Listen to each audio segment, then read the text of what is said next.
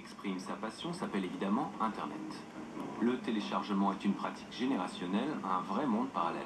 Le créateur de Heroes, Tim Kring, en sait quelque chose. Ironiquement, alors qu'elle a été retirée de l'antenne en 2010 pour mauvaise audience, Heroes a été la série la plus téléchargée cette année-là, devant Lost et 24 heures chrono. Elle était téléchargée illégalement, piratée. Et moi j'ai pris ça comme un honneur. C'est exactement le genre de fans dont on a envie. Ceux qui vont rechercher activement notre série.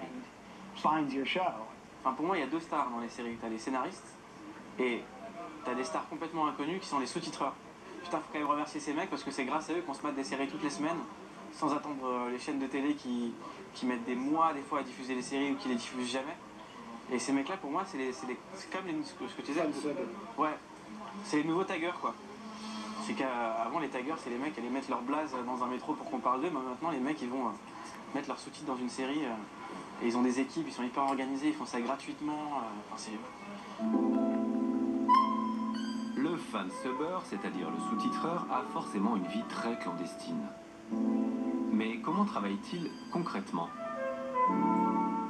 Il est 22 h en Amérique, le 8e épisode de la saison 4 de Miami Bikini Police d'État s'achève. À Paris, il est 5 h du matin et 1 minute. Bravant le décalage horaire, le fan-subber entre en jeu. Il va fabriquer les sous-titres de l'épisode pour que des milliers d'accros nuls en anglais puissent quand même voir leur série tout de suite. Sur Internet, il trouve la transcription destinée aux Américains malentendants. Puis il remeute ses amis.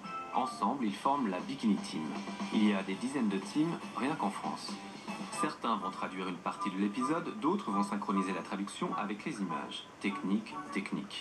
Après avoir cogité pour éviter les contresens, mais pas forcément les fautes d'orthographe, ils mettent les sous-titres à disposition des fans sur leur site. La semaine prochaine, tout recommencera. Les fans-subbers ne sont jamais fatigués.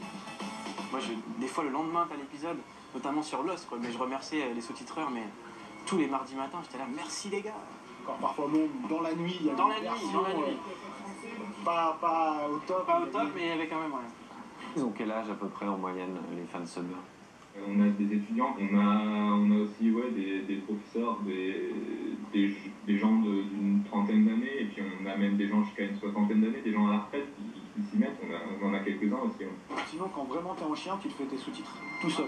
Pour la dernière saison de The Shield, c'est ce que je me suis fait. Sauf que j'ai mis beaucoup de temps, je traduisais, j'avais des sous-titres anglais et je traduisais dans le...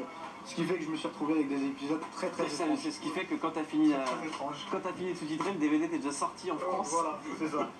Toutes les personnes avec qui je discute de séries, elles les regardent jamais devant leur télé, quoi. C'est toujours des séries téléchargées et regardées sur l'ordi. Maintenant, c'est plus vraiment d'actualité de regarder une série à la télé, quoi. Quand il y a des épisodes qui sont facturés 3-4 € pour être visionnés que pendant 48 heures, c'est un peu abusif quand même. Les séries importées après par les chaînes françaises qui sont déjà connues, elles sont connues grâce à qui? Enfin, grâce aux fans-subbers en général, donc c'est indéniable qu'on participe aussi à leur succès. La révolution des séries casse les barrières. Elle implique de nouvelles façons d'être spectateur, une activité qui n'a plus rien de statique.